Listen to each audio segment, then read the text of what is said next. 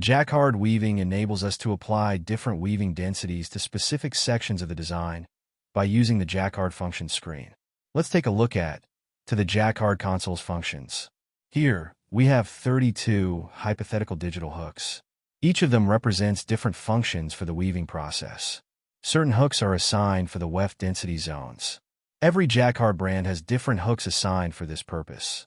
In order to find yours, you can refer to the Jacquard manual. Starting from the left-hand side, the first 8 or 12 digital hooks represent the weft selector, whether your weaving loom has a weft selector with 8 fingers or 12 fingers. Generally, 17th hook represents the weft density zone. Just to make an example, if you fill the 17th hook, let's say for 10 picks per centimeter, and your weft density is 20 picks per centimeter defined, for these specific picks, the loom will alter the weft density 10 picks instead of 20 picks per centimeter.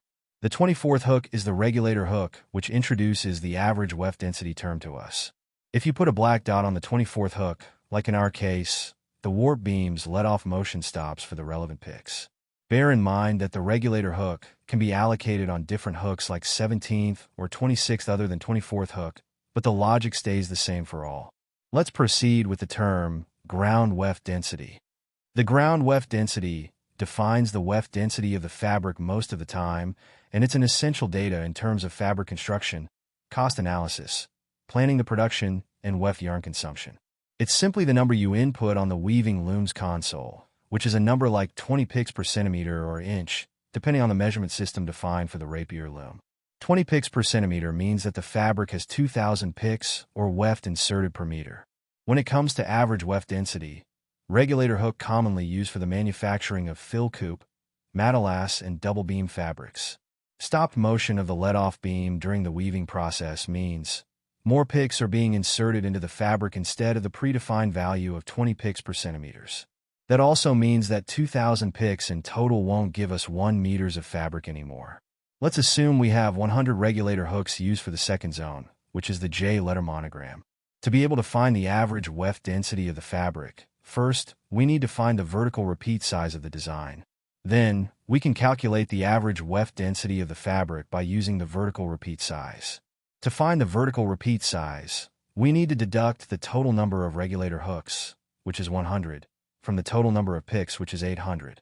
800 minus 100 is equals to 700. And our ground weft density is 20 picks per centimeters.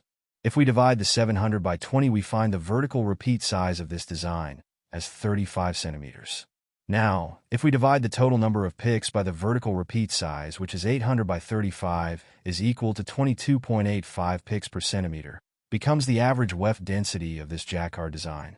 Vertical repeat of the design is equals to total number of picks minus total number of regulator hooks divided by ground weft density. Average weft density is equals to total number of picks divided by vertical repeat size.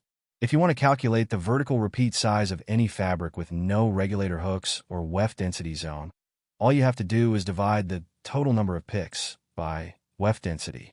If our design haven't had any regulator hooks, this design's vertical repeat size would be 800 divided by 20, 40 centimeters. Thanks for watching.